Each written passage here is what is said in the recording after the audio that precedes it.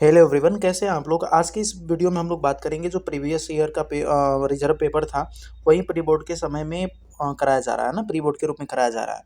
तो प्रत्येक जिले में ये क्वेश्चन पेपर आ रहे हैं और सेम टू सेम आपके मैच कर रहे हैं, तो आप इस क्वेश्चन को अच्छे से तैयार करके जाएंगे। और जिसका कोड रहने वाला है भाई 347 BCJ, ठीक है। तो हम लोग बात करते हैं, आगे की तरफ बढ़ते हैं और अगले जो क्वेश्चन नंबर फर्स्ट है उसकी तरफ बढ़ते हैं। और क्वेश्चन नंबर फर्स्ट में भाई बोला गया है, ध्यान से समझना भी और बताना भी। मैं एक एक बहुविकल्पी को भी बताते चलता हूँ, राइट। देखो, बोला गया है इसमें कि जो एक लवड़ का औडभार जो है 60 है और लवड़ की मात्रा 6 ग्राम मात्रा दी गई है और मात्रा 250 ग्राम जल में क्या की जाती है, घोली जाती है। तो जल की मोललता क्या होगी भाई। तो याद रखना दोस्त, इसकी मोललता जो होगी 0.4 नंबर सी जो होगा करेक्ट आंसर होगा, ठीक है। आगे बढ़ते हैं।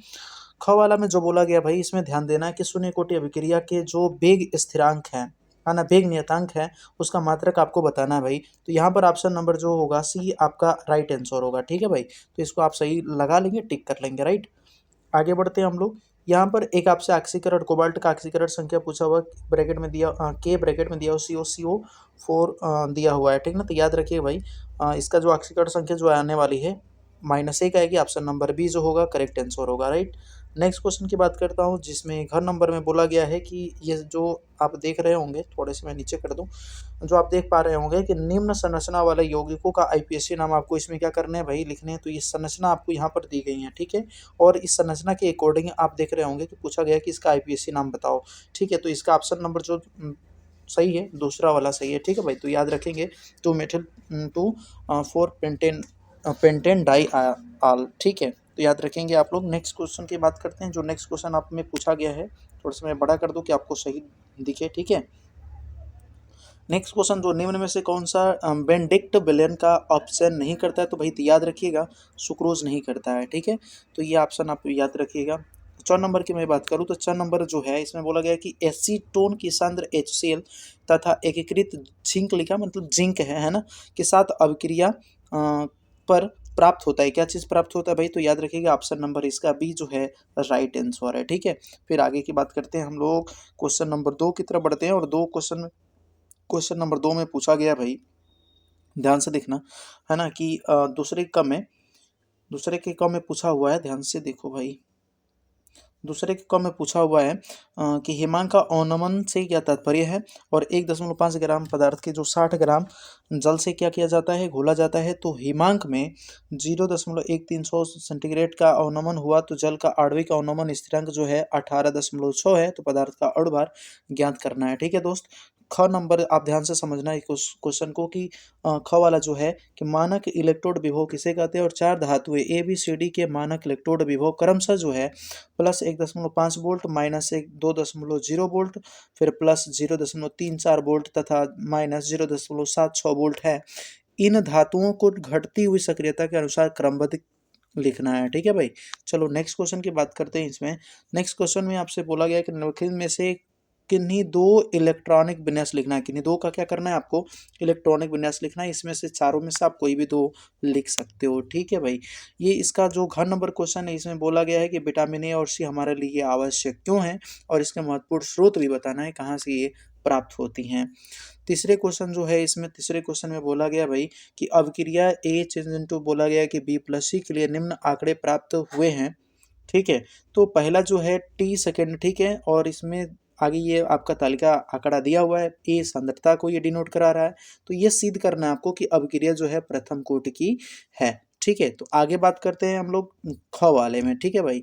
ख वाला में बोला गया है कि निम्नलिखित पर टिप्पणी कीजिए, ठीक है। अंतराकाशीय यौगिक कार्बोनिल समूह के संरचना के बारे में आपको टिप्पणी लिखना है।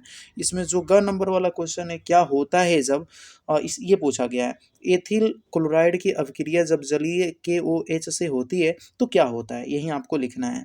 दूसरा, मेथिल क्लोराइड की अभिक्रिया KCN से होती है तो क्या होता है, इसके बारे में हमको क्या करना है, लिखना है। और घ वाला जो क्वेश्चन है, इसमें बोला गया है कि निम्न का आईपीएससी नाम भाई क्या करने हैं, आपको बताने हैं, ठीक है। पहला और दूसरे दोनों का आईपीएससी नाम आपको क्या करने हैं, लिखने हैं।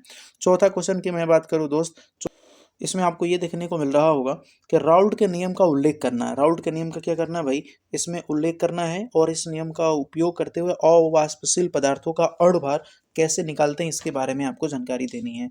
ठीक है, ख नंबर जो है ईंधन सेल किसे कहते हैं? हाइड्रोजन और ऑक्सीजन से बने ईंधन सेल की इलेक्ट्रोड अभिक्रियाओं समझाना है आपको, और अनुप्रयोग भी इसको क्या करने हैं आपको बताने हैं भाई। ठीक है, अब ग की बात करते हैं अपन। किसकी बात करते हैं? ग की। कारण देते हुए स्पष्ट करोगे भाई पहला वाला, दूसरा वाला और तीसरे वाले को भी, कि संक्रमण धातुएं तथा उनके अधिकांश यौगिक अनुचुंबकीय कैसे होते हैं, क्या रीजन है, स्पष्ट करना है आपको। संक्रमण धातुओं की कड़न एंथैल्पी का मान उच्च होता है, क्यों होता है, इसके बारे में आपको पूरे लिखने हैं। संक्रमण धातुएं रंगीन यौगिक बनाते हैं, इसके बारे में आपको स्पष्ट रूप से उत्तर देना है। ठीक है, घ नंबर का जो क्वेश्चन है इसमें बोला गया है कि क्या होता है जब डी ग्लूकोज की अभिक्रिया निम्नलिखित अभिकर्मकों से करते हैं। जैसे कि पहला वाला जो है HI, दूसरा वाला ब्रोमीन जल है, और तीसरा वाला जो है NH2OH है। पांचवा यहाँ से क्वेश्चन स्टार्ट होता है, और पांचवे का जो का है इसमें बोला गया आपसे कि निम्न अभिक्रिया एक सेल में होती है। ये आपकी अभिक्रिया दी हुई है भाई। दोनों इलेक्ट्रोड अभिक्रियाओं को लिखना भी है, और सेल के EMF की गणना भी आपको करनी है। ये यहाँ पर आप देख रहे होंगे कुछ मान दिए हैं जो इसको हल करते वक्त आप यूज कर सकते हो। ठीक है भाई, इसका जो दूसरा वाला जो यहाँ पर दिया गया, ध्यान से देखना, प्राशर दाब की परिभाषा देने हैं, और 5% गन्ने का शक्कर, और यहाँ पे लिखा हुआ है सुक्रोज। ठीक है, कि बिलियन का प्राशर दाब भी क्या करना है आपको निकालने हैं। ठीक है, ख नंबर में बोला गया है इसमें भाई कि उदाहरण देते हुए अभिक्रिया की कोटि और आणविकता में अंतर को क्या करना है, समझाना है। और इसमें दूसरा जो है, किसी प्रथम कोटि की अभिक्रिया के लिए वेग स्थिरांक का मान जो है 3.5 × 10⁻⁻12 सेकेंड इनवर्स है। तो इस अभिक्रिया के लिए अर्ध आयु की गणना करना है। राइट, अब आगे बढ़ते हैं हम लोग ग वाले क्वेश्चन की तरफ। और ग वाला क्वेश्चन जो इसमें बोला गया है कि उप सहसंयोजक संख्या और समन्वय मंडल को समझाना है आपको। दूसरा वाला जो है इसमें निम्न संकुलनों के उप सहसंयोजी समयवी बनाना है, ए और बी दोनों को। राइट, हम लोग घ वाले की बात करते हैं। इसमें बोला गया है कि शुद्ध एसीटोन बनाने की अभिक्रिया का रासायनिक समीकरण भी आपको देना है, और इसकी विशेषता, इसकी क्लोरोफार्म के साथ क्या अभिक्रिया होती है इसको भी आपको बतानी है। यहाँ से होता है क्वेश्चन नंबर 6 की शुरुआत, और क्वेश्चन नंबर जब 6 शुरू होता है तो इसमें सबसे पहले टिप्पणी लिखने को बोला जाता है। ठीक है भाई, सबसे पहले आपको इसमें टिप्पणी लिखने की है, युग्मन अभिक्रिया पर, गाटरमान अभिक्रिया पर, चाहे हिंसबर्ग अभिक्रिया के ऊपर। ठीक है, और इसका अथवा में आपको दिया हुआ, आप देख भी रहे होंगे कि एनिलीन में इलेक्ट्रॉन रागी अभिक्रियाओं के 5 उदाहरणों के रासायनिक समीकरण भी क्या करने हैं आपको यहाँ पर लिखने हैं। ठीक है, और इसमें का ख जो क्वेश्चन है इसमें बोला गया भाई एल्किल हाइलाइडों के विचरण की 2 विधियां तथा 3 रासायनिक गुणों को रासायनिक समीकरण क्या करने हैं आपको लिखने हैं। या आप ये भी आप देख सकते हो कि अथवा में आपसे क्या बोला गया है, निम्नलिखित पर टिप्पणी लिखिए। फिर इसमें लिखा हुआ ध्यान से पढ़िएगा, थोड़ा सा धुंधला दिखाई जरूर पड़ रहा है लेकिन मैं पढ़ दे रहा हूँ। फिंकेल स्टाइन अभिक्रिया, चाहे सेंटमायर अभिक्रिया, चाहे एल्किल हाइलाइड में द्विअणुक नाभिक रॉगी प्रतिस्थापन अभिक्रिया की क्रियाविधि। राइट, चलो आगे बढ़ते हैं हम लोग सातवें की क की तरफ। और सातवें की क में बोला गया है कि एक कार्बनिक द्रव ए जिसमें CH तथा O उपस्थित है, तथा जिनका क्वथनांक 78 डिग्री सेल्सियस है, और जो सुगंधित है और सांद्र H2SO4 के साथ गर्म करने पर गैसीय उत्पाद B देता है, जिसका मूलानुपात सूत्र जो है CH2 है। ठीक है, तो बी ब्रोमाइन जल तथा क्षारीय के MnO4 का रंग नष्ट करता है, और बी के प्रत्येक मोल के लिए 1 मोल H2 अधिक ताप पर निकल की उपस्थिति में लेता है।